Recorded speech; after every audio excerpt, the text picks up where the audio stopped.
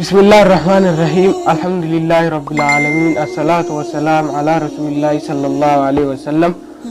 أعوذ بالله من الشيطان الرجيم بسم الله الرحمن الرحيم رب اشرح لي صدري ويسر لي أمري واحلل عقدة من لساني يفقهوا قولي أحييكم بتحية الإسلام رمزاء أمان وعنوان السماء السلام عليكم ورحمة الله وبركاته وبلينك يا إسلاما بكم جرتني jiru gaarii keessa jiraadhaa tikara beeysa jiraadhaa jecha asumaan qabxii waa'ee soomanarraa waa xiqqoo jilaalla daqiiquma shan wajjilaalla inshallah yoo rabbi jeemee hanga kana nu obsa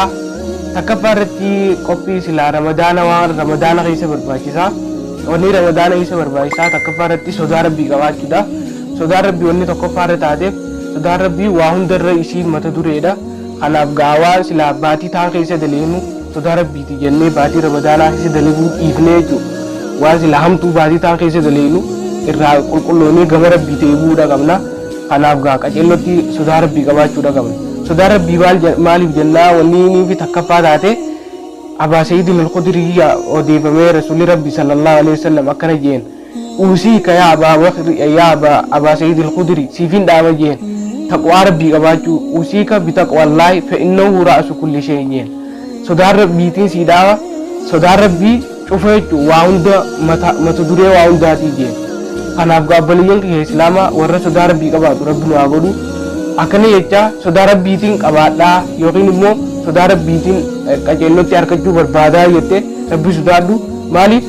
goromsa gaarii harkadheetiin bakka guddoo gaayoo barbaadde Allah sodaadhuun siinjaa jaartii gaariidhaa fi riskii haraal bolloonatti kannaan barbaadiyoo jette Allah sodaadhu ammas barnoota keemistirii fiiziksii minaamin maali hadiisaa fi quraanaa akka naagaluun barbaadiyoo jettee rabbi sodaadhu rabbi sodaachuu irratti qaceellotti dawaamuudha qabda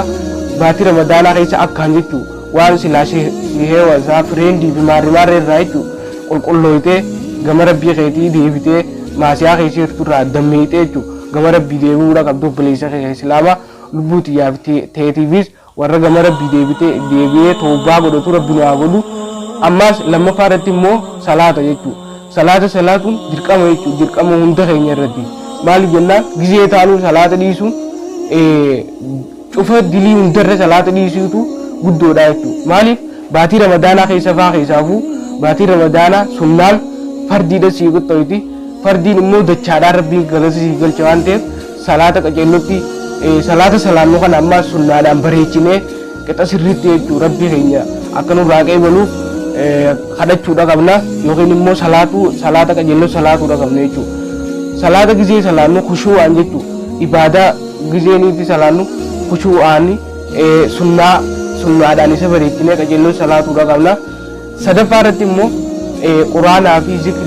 zikriilee adda addaa godhuudha zikrii ganamaatii fi tagalgalaa salaata duubaa jechuu salaata hunda duubaa zikrii jira saniif jecha qaceelloo salaatuudha qabna ammaas deebii zikrii quraana jechuu quraanaan baatii ramadaanaa baatii quraanaa waan taateef qaceellotti likkitti quraana qaraanee yoo xiqqaate baatii ramadaanaa keessatti hala lama tarseedii buusuudha qabna yooniif immoo namni garii bizineesaa fi jireenyi nuu dhahaan guurrate maal jee ha dubbatu yoo ta'e obboleessa kee islaamaa osoonii fi tara takka buufne baatii ramadaanaa akkasirran dabarree siidhaama kanaaf gaa warratti quraana kana likkitti qaree irraa fayyadamee baatii tana keessa qaceellotti qixa sirriitti dabarsu rabbi nu haa godhu gizeenii fi alaaltee nama kanarraa ni jira baatii ramadaanaa gizeenii fi dhufte baatii ramadaanaa tana yeroo tana firraa dabarsuudhaaf jecha baatii ramadaanaa tuma keessa jira wanni baankeera jaaniin jootaniidhaa fi maal jaaniin gaammaas daamaadhaa fi wantoota bakka geemii adda addaa kanaa jira kanarraa qusannee obboleessa islaamaa akkamitti baankeeraadhaa fi jootaniidhaa fi waan kanaan baatii ramadaanaa akkamitti dabarsitaa siinjaa kanaaf kanaan dabarsuun qabduu likkitti quraana keetii hojii wurdii teessee hariiroo cimtuu qabaattee dabarsuudha qabda kanaaf qaceellotti jechuu baatii ramadaanaa bu'aa irraa buufattee akkasirra dabartuu siidhaama